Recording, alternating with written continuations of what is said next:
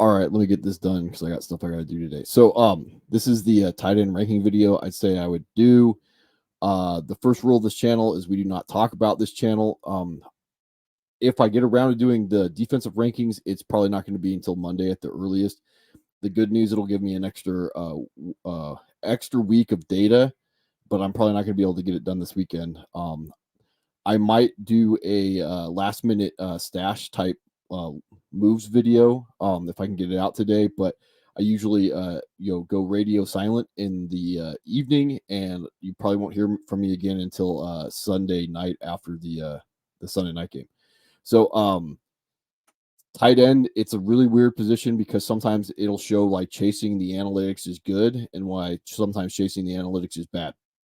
So, what we're looking for from the standpoint of a tight end, we want a high volume passing offense where the number one receiver is the tight end. We're looking for usage outside of just being the inline Y, the sixth offensive lineman, the blocker. But we also want that usage in the Y position because of play action, and that's where they get the deep shots, the chunk plays. Because if they're good at blocking, then they can sell being good at blocking, and then they can get downfield with a good team. A good team that can run the football well can do play action. We also want guys that have yak, so they're given design work. And finally, the best part, red zone usage. They're the number one option for their team in the red zone. This would be a unicorn if we put this all together. And we'll talk about Kelsey a little bit later. So I have this before I talk about certain other things. I can bury the lead like I normally do. So these are the stats so far this season, and you see the Miami Dolphins are leading the league in yards per game. So they can support the most receivers from a fantasy perspective. And on the bottom, we have the Atlanta Falcons that are last in the league in passing, and they're barely probably going to be able to support one player. I mean, and this is probably going to be Bijan, who they have as their leading receiver this year. And we'll talk about Jonnu and Pitts a little bit later. But that's kind of what we're looking at. Like the higher the volume of the passing offense, the more guys they can support. Most of our tight ends are going to be the number 2 or number 3 option for their particular team. So let's see. League winners this year are looking like they're going to be Sam LaPorta of the Lions, Luke Musgrave of the Packers, and Ferguson of the Dallas Cowboys. I have the stats to pull this stuff up later, and I'll talk about them. But it all has to do with like capital spent. LaPorta is probably going to be limited because he's never going to be the red zone guy down there. Musgrave's kind of had some bad luck, and there's Jake Ferguson. Musgrave's kind of had some bad luck. We'll look at the analytics with him. And then Ferguson has just ridiculous numbers right now. Again, this has to do with like capital spent. So if you faded the position at tight end, outside of a couple maybe other guys, you can throw these guys in your lineup. They're probably going to finish as top 5 guys, and that's going to allow you to build these other teams around them and go compete with like your Kelseys and whatnot. So to not bury the lead any further, and these are the analytics again, Fantasy Pros. Like I can eyeball this stuff, but I'll back it up with the numbers here. I usually don't look at them. So anyway, the top tier, the quote unquote joke Kelsey tier, I should move him down in this tier. It's not just because of the injury. The offense has been a little wonky. He's getting a little older, which is something I talked about in the offseason. And again, usage going forward, like I just don't know. Mahomes has been a little bit more of a scrambler. You can see from just the overall metrics. They're not the Miami Dolphins. They're kind of like 256 yards passing a game. So they're falling out of these like the elite tier of passers. But again, if he's the number one option there, it doesn't matter if they take a step back statistically. He's still going to be at the very least a very solid tight end. So I'm not really worried about it. I do own him in at least one league. My co-manager wants to trade him because of his politics, which I'm okay with because I can probably get a king's ransom back in return, especially if he's not going to live up to the capital that we spent in that league. We had the 5th overall pick. That's why we went and got him. It was just the best move to make at that point was to not reach on anybody and just take the unicorn. The next tier down, the sub Kelsey tier, we have Mark Andrews. I probably could move him up. He missed the first game of the season. He may be the number 1 offense are the number one weapon in that Ravens offense. The offense may not have been unleashed. I've kind of talked about this. Other people have talked about this. And then that tier, the number one tier, may be the Andrews tier instead of the Kelsey tier. It's kind of like we'll see how that goes. The next guy that I have is TJ Hawkinson. And again, he'll probably never be the number 2 or number 3 guy. There'll be a limited amount of weeks where he's the number 1 guy in that offense where, they take away like Addison and Justin Jefferson. And those weeks will probably not be predictive, which kind of hurts him from that perspective. And again, from a passing volume perspective, the Vikings are number 3 overall, so they can support him being that number 2 or number 3 most weeks. The next guy I have on this list, these are the top tier guys right now. The end of this top tier list is Sam LaPorta, and that's all based off of usage. So when I go to the Fantasy Pros and I pull up LaPorta, he's 4, Hawkinson's 3, Andrews is 1. We'll talk about Cole Kmet later. And Travis Kelce's down here at 6. And there's probably reasons why they're, again, analytics. There's lies, there's down lies, and there's statistics. So we're going to get to why these guys are where they're at. And again, my big knock on LaPorta isn't his overall receiving value. It's I'll pull him up to show you. Sam LaPorta has had 2 red zone targets, and he's probably never going to be the guy down there. Maybe this week because if the sun god's out, but he'll probably never be that option, especially with David Montgomery being their option in the red zone. And again, it's not about the red zone targets. It's about the option. If the Lions want to get in the goal line and they want to run it with David Montgomery, it automatically makes LaPorta less valuable. All right. So to finish off this tier, my overall number 1 wide tight ends, these are guys I would say are solid tight ends. We have Jake Ferguson for the Cowboys and Evan Ingram, and they're kind of a tale of 2, different, sides of a coin. So Evan Ingram is going to have 0 red zone value. He's primarily a gadget guy who gets design work. He's not going to get traditional stuff, and as long as he's continuing to get like 5, 8 targets a game and what should be an okay to good offense, like he's going to be in this range of just leave him there, let him go. Going to have that higher floor, may never have that ceiling. I bet he's going to have some bust weeks down the line, but right now, like just if he's getting it done, he's getting it done. Jake Ferguson right now is a little wonky. He's had 7 targets, 4 targets, 7 targets. In a very good Dallas offense, if they need to get into games where they're going to throw, who knows? He's probably never going to be the number 1. He may never be the number 2. But from an analytics standpoint, and this is what's crazy when we try and chase these analytics, Jake Ferguson has 10 red zone targets. Now, that'll probably regress back to a mean, but it also potentially means that he is the number 1 option in that Dallas Cowboys offense when they get into the red zone. And if that's the case, then he automatically has more value than other guys around him, and that's not entirely crazy to think that they would rather throw to Jake Ferguson than give it to Tony Pollard in, the inside the 5-yard line. So that's where I would have him here. And he's already, rather good. And he may be available in some leagues. I think my main league, he's still available in like 30% of leagues. He shouldn't be available in any leagues. Let's see. Moving forward to my next tier, these are the guys I just have like they're set and forget tight end ones. If it ain't broke, don't fix it type of guys. They're going to be limited for certain reasons. Like all tight ends are probably going to have like their weeks where they're just gone, and then there are other weeks where they can have okay weeks. So the number 1 guy on this is Hunter Henry, and again, there's analytics to back this up. Hunter Henry is number 5 overall. He may be the de facto number 1 in a really bad Patriots offense. So, do with that what you will. The next guy I have here is Darren Waller. And then this is kind of a projection. Maybe the Giants aren't going to be as bad the entirety of the way. But again, like I talked about, like we're looking at a guy who can be used in other ways other than just being a tight end. And that's the problem right now with Waller is he's been used as a blocking tight end. But when you look at like his week 2 game against Arizona, where he has 8 targets for 6 receptions, 76 yards, and they're vertical targets, and they're not just these small dump offs that have very little ability to end up being efficient. Those are what we're looking for. The next guy I have Logan Thomas. I have to move him up, and part of that, and I'll bring this up from a metric standpoint. Where is he at? Logan Thomas is overall 14, but the 1 week that he was out, Cole Turner, I think it's under red zone targets.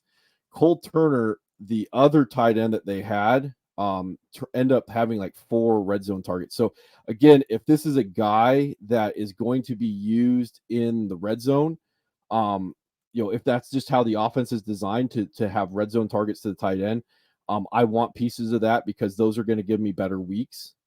And I can't find him right now on this. So again, showing how unprepared I am. But yeah, Cole Turner, the other tight end, he's been getting he got a lot of work in the week that Logan Thomas missed because of a concussion. So again, 8 targets, 11 targets. These games are a little wonky.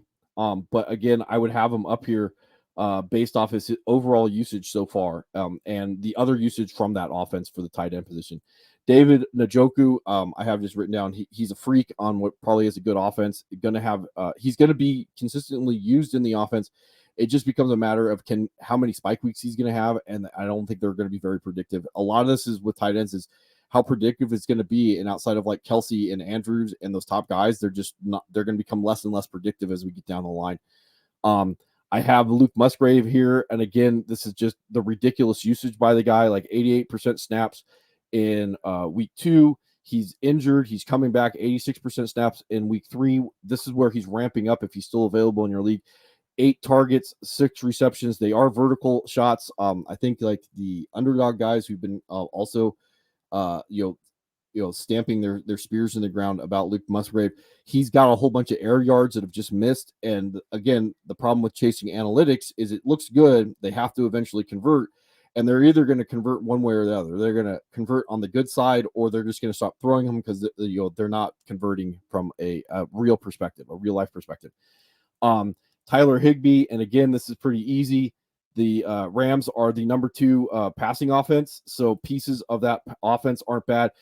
Cooper Kupp's coming back, so he probably will regress down a little bit, but he's still going to have week-to-week volume. You can't shake a stick at a guy who's had 7 targets and 11 targets in that offense. It's going to happen, and you're just probably going to have to deal with the fact that they're not always going to be good weeks. And then to finish off this tier, again, I have written down he's going to be limited in an okay offense. There's some question of his age and his ability, what he's got left in the tank. But again, when you have a guy who's having 10 targets, 8 targets, it doesn't matter. The usage is telling you that you're going to have a consistent floor, and there will be a potential spike week because he will eventually fall into the end zone. Let's see. Moving on to my next tier. This tier I would categorize as being boom bust tight end ones. You should know what you were paying for when you bought them. You should know what you're paying for now that you have them when you roll them out. George Kittle, he still may be the best overall tight end in the league. That sometimes doesn't matter when you have other weapons on the offense. You are a really good blocker, and you're just not going to have your weeks. He may have lost his step at his age. I mean, I really like him as a player, but that doesn't matter from a fantasy perspective. And he's never really been the goal line guy, so I don't expect that's going to change, especially when they have Christian McCaffrey. So there's a little bit of limited, but again, 96% snaps, like he's on the field on a really good offense. 86 or 83% snaps in week 3, 9 for 7 and 90 yards, and he's still a yak guy. He can do a lot of stuff. Like just leave him in. If I had him, I would just leave him in my lineup. If someone wants to come buy him, I'm still gonna ransom him off for a good decent chunk. But again, what am I going to replace a guy like George Kittle with? And probably at this point, if I can get Jake Ferguson, I can get a Sam LaPorta, or if I have a Sam LaPorta, you're not going to be able to get him anymore. But if I can get Ferguson off the wire, I can get Musgrave off the wire, and I can pair him again. I think the meta should be 2 tight ends, 2 quarterbacks. If I can pair him with a Kittle, either I can try and matchup shop, or I know the 1 week or 2 weeks, if one of these guys goes down, I still have a chance to go beat any other tight end in the league. That's what I would do with a guy like Kittle, and the same thing with Kmet. Just off the usage of Kmet last year, you should have known what you're getting with him. I still don't particularly trust that offense. I think it's going to be really boom bust with Justin Fields. But again, and he's also limited athletically compared to some of the other guys on the list.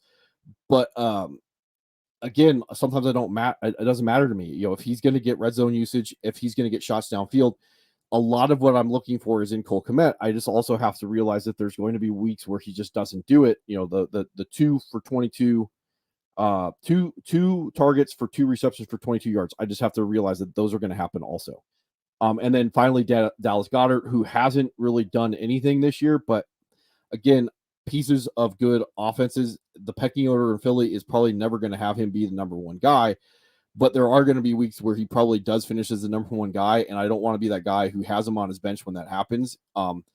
If I paid for him and I don't have a guy to pair him with, I'm just rolling him out, and I know I'm gonna hit that winning week. And since there's so few tight ends that can do that, what are my other alternatives? And then finally, I had to put in this tier. This is a little weird. Jonnu Smith, and when I was looking at him, and again, to pull up the analytics, Jonnu Smith is actually rather high. He's tight end 11 overall, and that's basically after not being used week 1. And then 6 targets, 8 targets, 6 targets. He's been pretty efficient in cashing those in. 4, 5, 6. His snap share's been a little all over the place. This offense is just going to be bad, and they're especially from a fantasy passing perspective. See that they're down there. They're the worst passing offense in the league. But the thing is, if he's going to do this and have a floor, he's also going to have a ceiling when he falls in the end zone. It just becomes an issue of predictability. And if he continues to do this, he should be rostered. Throwing him at the bottom of your bench as a sneaky cute stash is probably not a bad idea. But I mean, if he pays off, I have no idea what's going on in Atlanta. I have no idea what's going on in fantasy football because of the next guy in the next tier. And these are guys that I classify as fringe tight end ones. It depends on your league size. It depends on a whole bunch of other stuff. To start off with Kyle Pitts, he's probably still not healthy. He is a physical freak. He's in a very bad situation because of how Atlanta is running itself. He did have a 9 target week. Again, analytics are bad because they're not being converted into high efficiency plays that we would like. But again, knowing that there's going to be a spike week there, probably eventually, it's just, it's too predictive or it's unpredictable to know, even though we can predict it will happen because of the measurables that we have observed in the past, if that makes any sense whatsoever. Dalton Kincaid would be in this fringe area. The snap shares have gone down since week 1, but the targets are still there to basically support that he could be a weekly play at tight end. It just has to convert into the more the higher production snaps vertically down the field instead of these dump offs that they've been using him for. Cade Otton is in this area, and I think this is interesting. So when you look at a guy who's got 97% snaps twice in week 1 and week 2, 91% snap in week 3, and then 100% snaps in week 4, and he's gotten 3 targets, 6 targets, 2 targets, 4 targets, and a touchdown. It's going to be there because a guy who's on the field that much is just going to be the beneficiary of a week where he becomes the number one because he's standing in the right place at the right time. The problem is I could definitely see with Mike Evans being healthy, Chris Godwin and Trey Palmer, along with Rachaad White, that he's always going to be the number 5 in that offense. And it's probably never going to be a high enough passing volume offense because you see they're middle of the pack here at about 214 yards a game. It's never probably going to support him. But again, he was fantasy relevant last year. It just becomes an issue of I'm never going to be able to predict it. It's one of those things where is there a matchup? And I'm going to talk about this as I pull more stuff out for the sit start show to kind of explain. It's tough for me in the there we go. The sit start show to explain some of my method because I can just zip through everything, and I have to actually stop and show how the sausage is made, and that's the harder part for me to understand. Because I can just look at all the analytics. So a guy like Cade Otton, and why I bring this up with a guy like Cade Otton, is there are better weeks to roll a guy like him out and have a better chance of predicting the week based off a whole bunch of other stuff that's going on, especially like with Mike Evans' injury. If he misses some time, just because of the fact, again, like I said, he's going to be on the field so much. And then the next guy in this tier, Tyler Conklin. Again, high snap share guy, bad offense, consistent floor, probably never going to win anything for you. It just depends.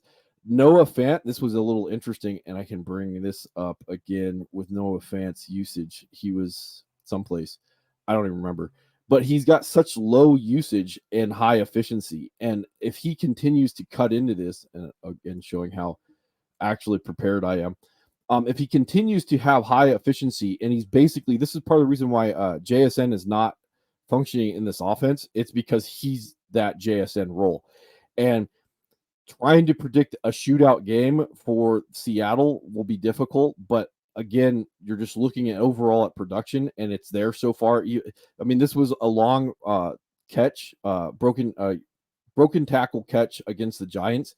So again, looking at deeper guys, deeper plays, like Chig's another guy, like he can be Noah Fant. But again, the snap counts there. It just has to be the production. And when we look at the Titans, they're, bottom 5 in overall passing. So again, it doesn't matter how good the player is. It's more about the situation. And there's going to be a spike week here. It's just, what are the chances that we're going to be able to predict it? Same thing, Durham Smythe. To show the stats again on this one, they're the number 1 passing offense. So a guy that's on the field this much, 197, 36 against Denver, probably, I don't even know, 85 against Buffalo. But again, the targets are somewhat there. He's going to fall into the end zone, high volume passing offense to finish this off. Dalton Schultz, again, pieces of good offenses. Eventually, and the reason why I have Dalton Schultz all the way up here so I can show this, eventually this guy just pays off. Like, he's on a good passing offense, and eventually, because he's on the field so much, he catches that touchdown pass. And that's really unpredictable. And that's why I'm going to finish this off with this tier. I got one more tier to go. Talk about a few things. Pat Freiermuth, probably, I don't know if I would necessarily say he's the number 2 overall tight end in the league, but he's definitely top 5 overall tight end in the league when it comes to his entire skill set. Somewhat athletically limited, but again, this has to do with like a bad offense and his role within the bad offense, and now he's injured. So like a guy like this sitting on the wire, and you see Pittsburgh down here in the bottom half, like good offenses, not bad offenses, okay offenses, not good offenses, bad offenses. And right now, like because of where Pittsburgh is, they're pretty much a bad offense or close to it. And that's why like pieces of guys like this, there may be an ability in the second half, like a Kyle Pitts, for something to change, but right now there's not. And a guy who's a top 5 talent at his position overall just has no fantasy value whatsoever. And then the next tier, I have the Colts tight ends, and this is a little interesting for you deeper weirdos like me. So they have Mo Ali Cox, who's a freak. They have Kyle Granson, who's been hovering around tight end relevance. I talked about Will Mallory, who's kind of a physical freak, even though he hasn't played since week 2, where he ripped off 2 big gains.